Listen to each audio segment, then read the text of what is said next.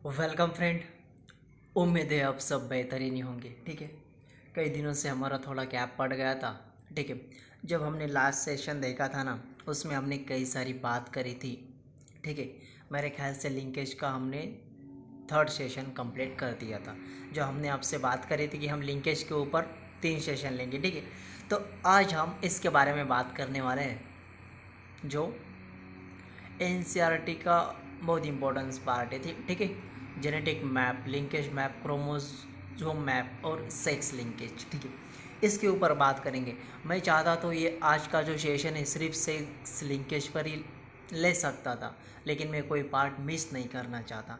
जो भी इस चैनल को सच्चे दिल से फॉलो करते हैं जो बच्चे, उनके लिए मैं पूरी तरीके से मेरा 100% दे के मेहनत कर रहा हूँ। ठीक है, ठीक है, मुझे लगता है कि जब मैं इतना हार्डवर्क करता हूँ तो आपको भी थोड़ा करना चाहिए भाई। मेरे लिए नहीं, खुद के लिए, अपने खुद के लिए। यदि करोगे तो आपका फ्यूचर ज़रूर ब्राइट होगा, कहीं ना कहीं आपको इसका फ़ायदा ज़रूर मिलने वाला है। ठीक है, तो ठीक है, भटकते नहीं आते हमारे सीधे पॉइंट पे। तो जैसे कि हम इस प्लेटफॉर्म पे कोई कॉन्सेप्ट स्टार्ट करने से पहले क्या करते हैं, उसको फोड़ के देखते हैं। ठीक है, तो यहाँ पर आपको देखो, ठीक है, जैसे आगे बढ़ने से पहले मैं देखना चाहूँगा कि कई दिनों से हमारा गैप है।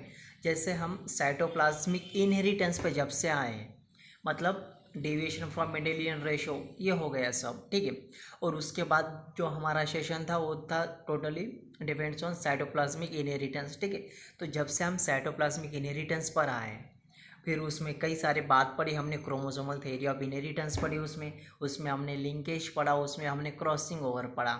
इतना ही नहीं तो उस लिंकेज के दो type, incomplete linkage, complete linkage, बहुत सारे हमने इसमें पढ़े। ठीक है, तो इन फैक्ट, इन शॉर्ट में हम ये एक बार रिवाइज कर लेंगे, फिर उससे आगे जाएंगे। ठीक है, मैं भी देखना चाहता हूँ कि आप भी कितना रिवाइज करते हो। ठीक है, कितना मन लगा के आप पढ़ते हो। मेरे लिए नहीं, फिर से रिकॉल करता हूँ भाई, खुद के लिए। सही, ठीक है, तो फिर देखते हैं, रिकॉल करते। तो देखो, साइटोप्लाज्मिक इनहेरिटेंस, इसको ही हम क्या कहते हैं, इसको हम साइटोजेनेटिक्स कहते हैं। ठीक है, तो फिर हमने साइटोजेनेटिक्स के बारे में आपको कहा था कि साइटोजेनेटिक्स के फादर कौन है, तो हमने आपको बताया था वो है टी.एच. मॉर्गन। ठीक है, टी.एच. मॉर्गन, इन्होंने अलग तख्ता ही बदल डाला सब। ठीक है, जैसे कि हम कहते हैं कि Gregor John Mendel father of genetics है, मतलब जेनेटिक्स के हीरो है, जैसे ही कुछ उसी तरीके से इन्होंने भी अपनी छाया कुछ इस तरीके से बना ली, अपनी इमेज कुछ इस तरीके से बना ली कि इनके अलावा साइटोजेनेटिक्स का पत्ता भी नहीं हिल सकता। आप देखिए, हम जैसे जब से साइटोप्लाज्मिक इनहेरिटेंस के ऊपर बात कर रहे हैं, या फिर हम जब से साइटोप्लाज्मिक इनहेरिटेंस मतलब साइटोजेनेटिक्स की बात कर रहे हैं, तो टी.एच. मॉर्गन मतलब थॉमस हंट मॉर्गन का जिक्र बहुत बार आ रहा है। तो ये आत्मा है इस साइटोजेनेटिक्स की या साइटोप्लाज्मिक इनहेरिटेंस की। ठीक है, भटकते नहीं आते हैं हमारे पॉइंट पे। जैसे कि हमने कह दिया था कि हमने father of cytogenetics TH. Morgan को कह दिए थे। फिर उसके बाद में हमने साइटोजेनेटिक्स की डेफिनेशन पढ़ी थी। हमने कहा था cytogenetics is a branch of genetics in which deals with the study of relationship between gene and it's chromosome. क्या रिलेशन होते हैं जीन और उसके क्रोमोसोम पर। ठीक है, जीन और क्रोमोसोम की किस तरीके से आपस में बॉन्डिंग होती है, किस तरीके से रिलेशंस होता है, ये हम किस ब्रांच में देखते हैं, तो साइटोजेनेटिक्स में देखते हैं। तो एक्चुअली साइटोजेनेटिक्स क्या है, ब्रांच है किसकी, जेनेटिक्स की। ठीक है, तो इन शॉर्ट ये हो गया था साइटोजेनेटिक्स के बारे में। जैसे कि मैं फिर से जिक्र करना चाहूँगा कि फादर ऑफ साइटोजेनेटिक्स कौन है, तो थॉमस हंट मॉर्गन है। ठीक है, फिर उसके बाद हमने कई सारे एग्जाम्पल देखे थे और कुछ पार्ट मिसिंग था। तो ये जो मेरा रिवाइज करने का मतलब है, इससे आपके कुछ कॉन्सेप्ट भी क्लियर हो जाएंगे, आप इसके साथ मेरे साथ फटाक से रिकॉल कर सकते हैं। और एक प्लस पॉइंट है कि जो भी कुछ मिसिंग पार्ट है, मैं कुछ मिस नहीं करना चाहता। ठीक है, तो वो भी इसके साथ रिकॉल हो जाएगा।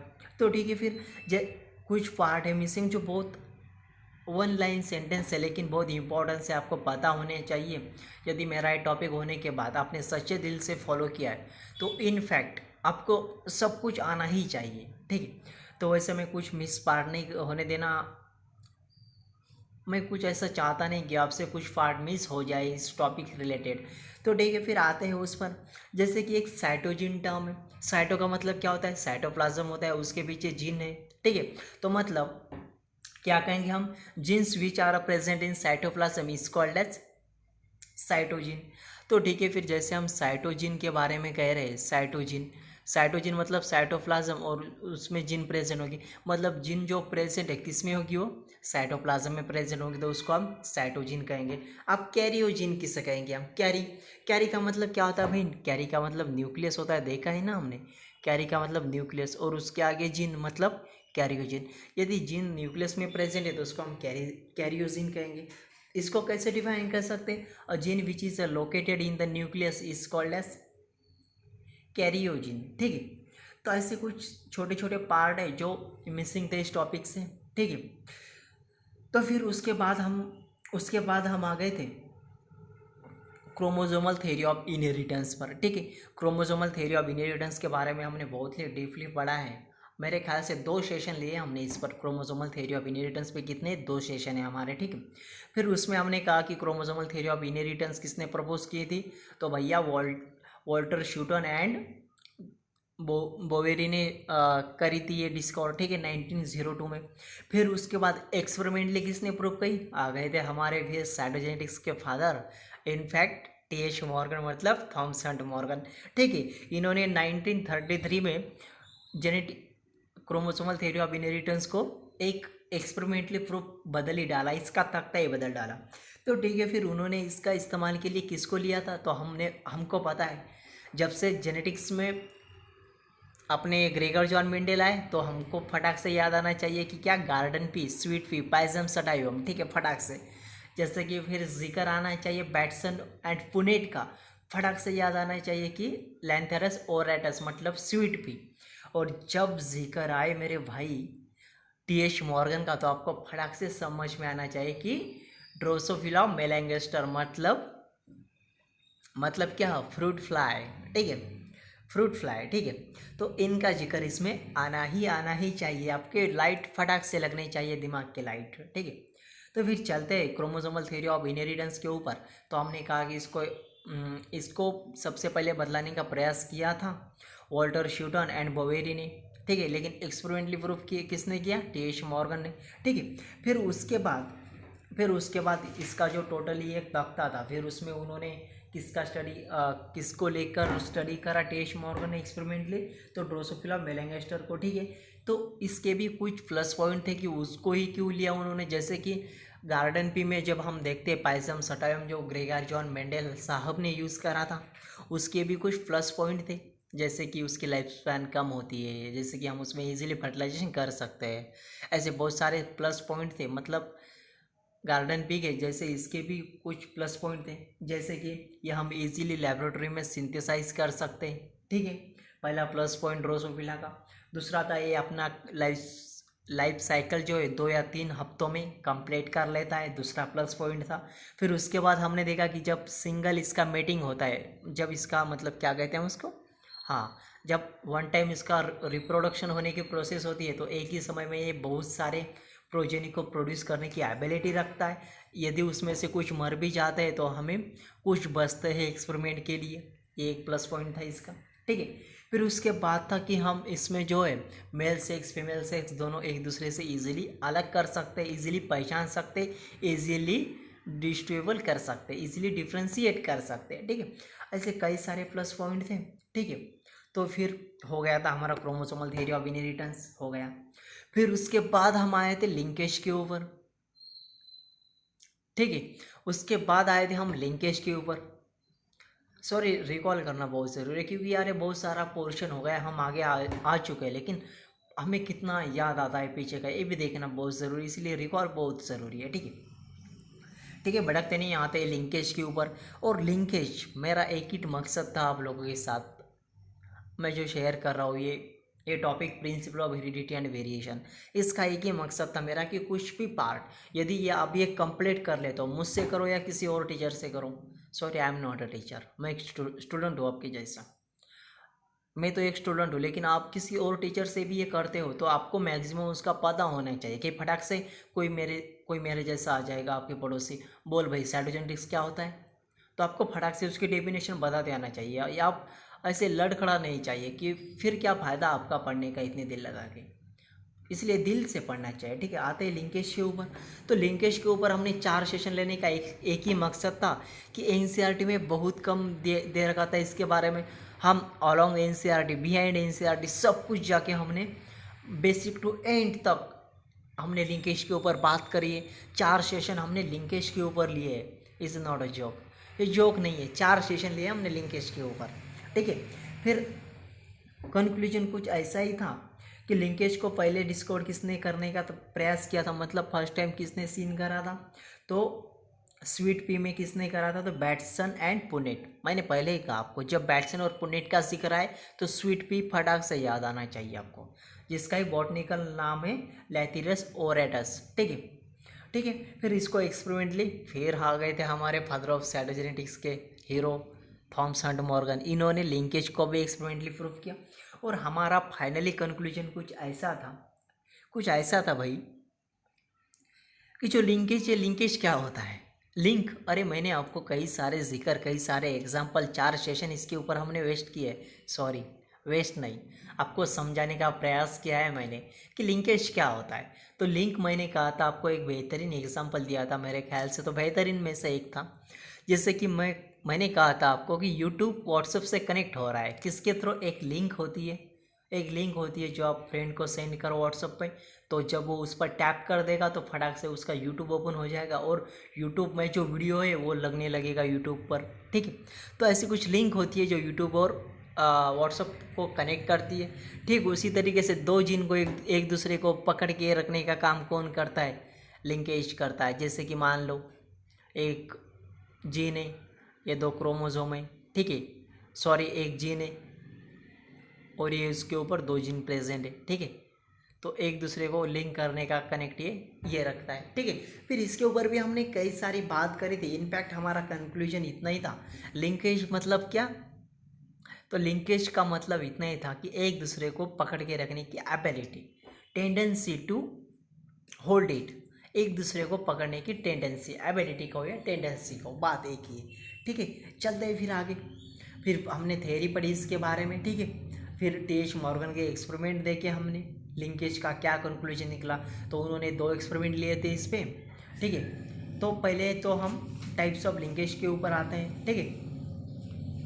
पहले आते हैं हम टाइप्स ऑफ लिंकेज के ऊपर, और क्रॉसिंग ओवर भी देखा हमने। लिंकेज को कौन ब्रेक करता है, तो क्रॉसिंग ओवर करता है। जैसे कि हमने एक एग्जांपल लिया था, मान लो एक क्रोमोसोम है, ठीक है, मान लो एक क्रोमोसोम है, इसके ऊपर ये जीन प्रेजेंट है, ठीक है, ये 4 जीन प्रेजेंट है मान लो, और ये क्या है, क्रॉसिंग ओवर।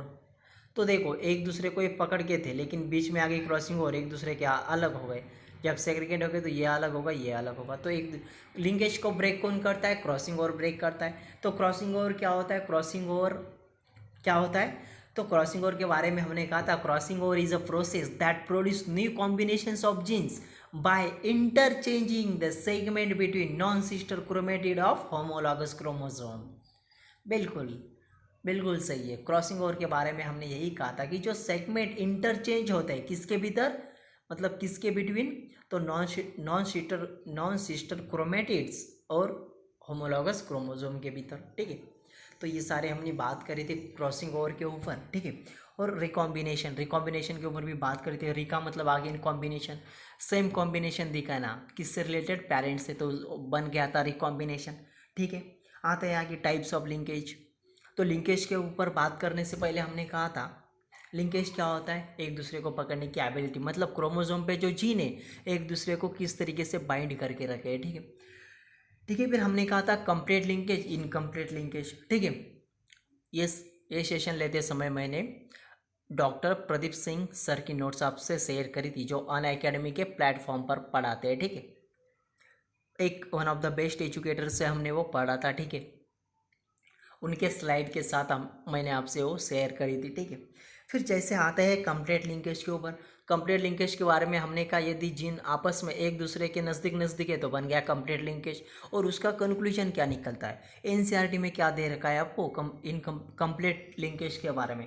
तो एनसीईआरटी में एक लाइन है, उसके पीछे कहानी है, मैं स्टार्टिंग से बता रहा हूँ आपको, जब से मैंने टॉपिक स्टार्ट करा है मैं एक ही बात कह रहा हूँ आपको कि एनसीईआरटी की जो एक लाइन होती है उसके पीछे बहुत बड़ी कहानी होती है। अब इस कहानी के पीछे क्या मकसद है, देखो जैसे कि कंप्लीट लिंकेज, यदि कंप्लीट लिंकेज के बारे में उनको बताना है तो वो क्या कहेंगे आपसे, linkage in which genes always show parental combination. उनका कहना है कि कंप्लीट लिंकेज क्या होती है, ये ऑलवेज शो करेगी पैरेंटल कॉम्बिनेशन, या हमेशा पैरेंटल कॉम्बिनेशन शो करेगी। बिल्कुल सही है, हमको पता है भाई, हमने रट लिया कि क्या करेगी, शो पैरेंटल कॉम्बिनेशन शो करेगी। लेकिन क्यों, ऐसा क्या होता है कि जिस वजह से पैरेंटल कॉम्बिनेशन को शो करती है। आपको इस कहानी, ये जो मतलब है, ये जो लाइन है, इसके पीछे की कहानी पता होनी चाहिए। तो मैंने आपको पहले ही कहा, जब क्या होता है, एक minute,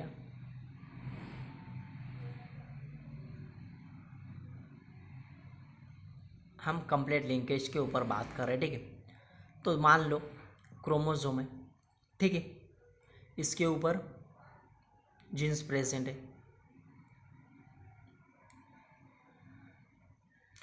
total 6 genes are present on this chromosome, 6 gene present है इसके ऊपर। यदि ये कंप्लीट लिंकेज है तो क्या होगा, एक दूसरे को नज़दीक होगा, ठीक है, नज़दीक होगा। यदि लिंकेज ज़्यादा तो पेरेंटल कॉम्बिनेशन ज़्यादा, लिंकेज ज़्यादा तो पेरेंटल कॉम्बिनेशन ज़्यादा। हमने 4 सेशन लिंकेज के ऊपर लिया, यही बात पढ़ी है हमने इसमें। तो एनसीईआरटी ऐसी कहती है कि linkage in which genes always show parental combination. Complete linkage क्या होते हैं, हमेशा पेरेंटल कॉम्बिनेशन दिखाते हैं। लेकिन क्यों दिखाते हैं कि भाई ये नज़दीक होते हैं, जब ये इनहेरिटेंस होंगे तो साथ साथ जाएंगे, और साथ साथ जाने की वजह से पेरेंटल कॉम्बिनेशन ये अधिक मात्रा में दिखाते हैं, ठीक है।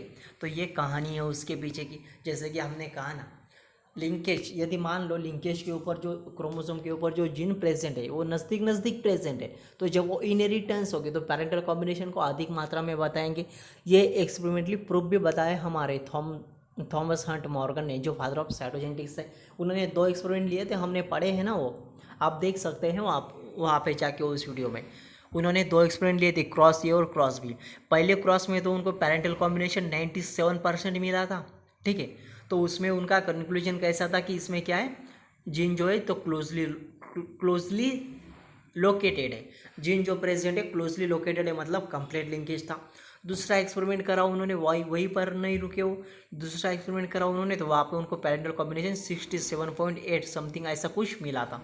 तो वहाँ पर उनको कुछ कंक्लूजन ऐसा मिला कि क्या है, यहाँ पे जीन कुछ एक दूसरे से थोड़ा दूरी पर है, इसलिए हमें पेरेंटल कॉम्बिनेशन कम मात्रा में मिल रहा है। पेरेंटल कॉम्बिनेशन ज़्यादा मात्रा में मिला 97.6, तो जीन्स क्लोजली रिलेटेड है। पेरेंटल कॉम्बिनेशन कम मात्रा में मिला तो जीन क्या है, थोड़ा क्लोज से थोड़ा दूर है भाई, ऐसा कुछ कंक्लूजन था उनका।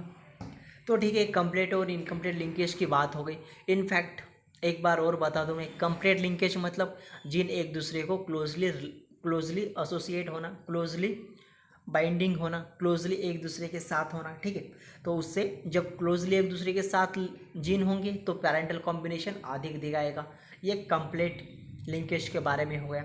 और इनकम्प्लीट लिंकेज के बारे में क्या है, तो देखो कंप्लीट लिंकेज के बारे में हमने कहा जीन एक दूसरे के पास होंगे, ठीक है,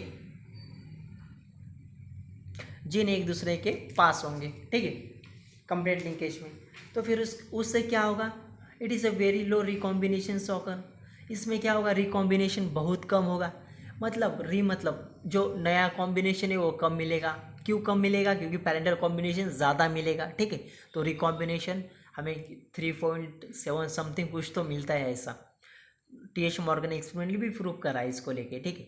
तो फिर क्या है, क्रॉसिंग क्या है, फिर हार्डली क्रॉसिंग ओवर होने के चांसेस बहुत कम होंगे। यदि जीन क्लोज है, क्लोजली टाइटली एक दूसरे को स्ट्रॉन्ग बाइंड है, तो उसमें क्रॉसिंग ओवर हार्डली मतलब पॉसिबल नहीं है, ज़्यादा होगी लेकिन उतना इजीली नहीं होगी, ठीक है।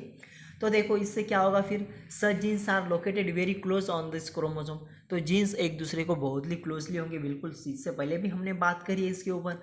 सच types of linkage is a very rare in nature. इस तरह के लिंकेज बहुत कम देखने को मिलते हैं हमें, लेकिन ये हमें किस में मिलते हैं, एग्जाम्पल मेल ड्रोसोफिला, उसमें हमें ये देखने को मिलता है, ठीक है।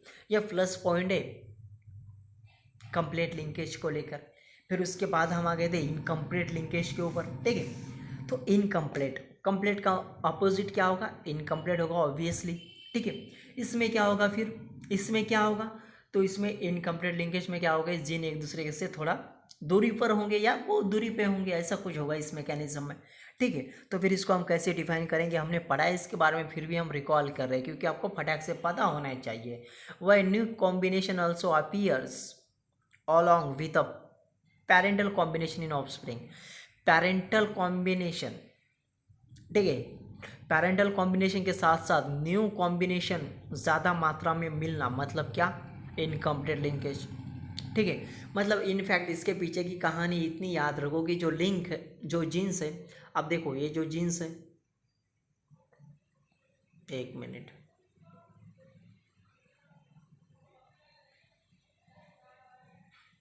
देखो अब ये जो क्रोमोसोम है, ठीक है, क्रोमोसोम है ये, इसके ऊपर जीन है,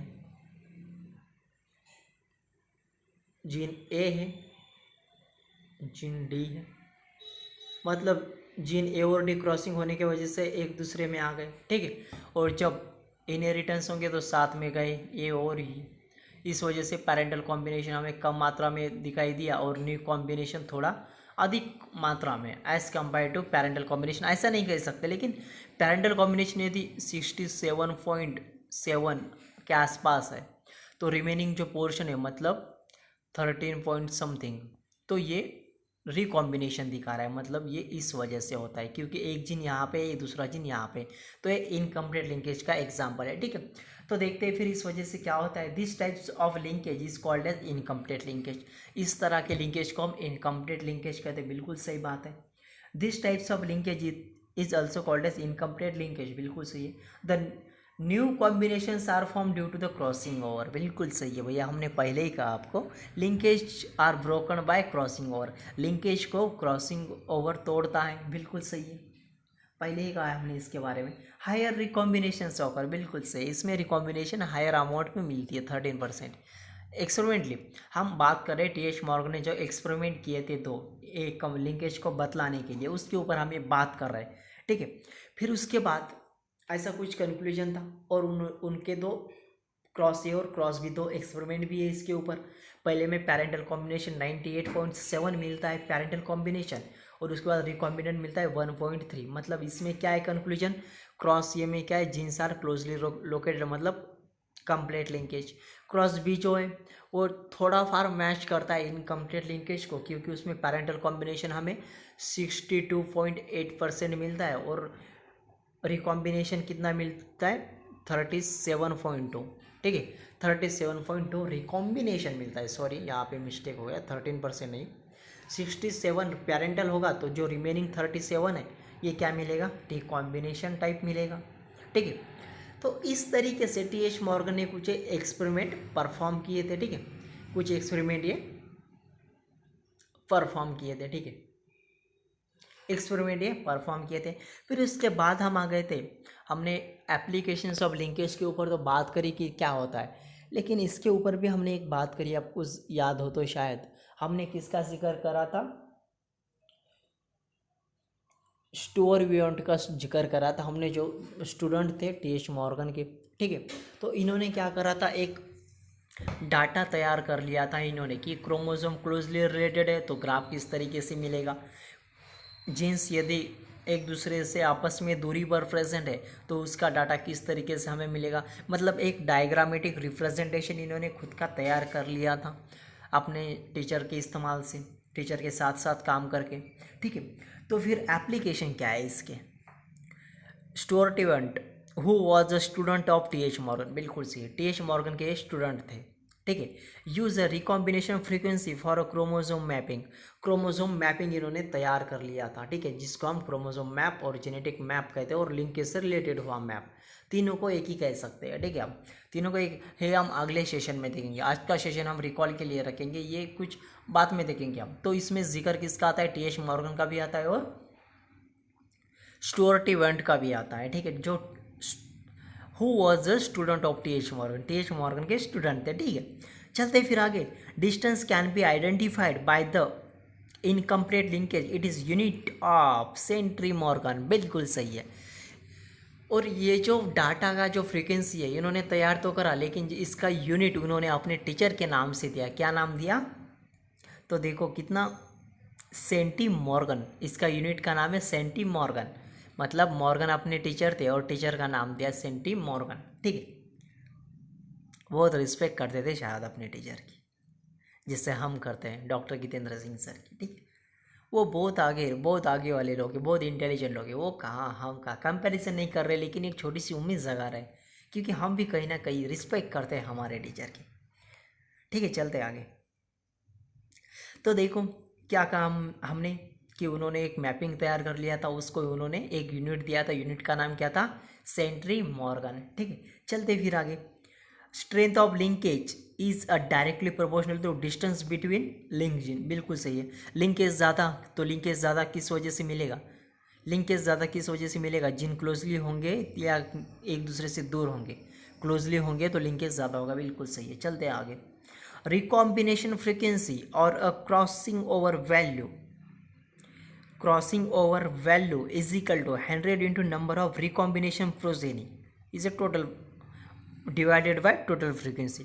तो ये डाटा निकालने के लिए ये हम बात करेंगे पेडिग्री एनालिसिस के ऊपर।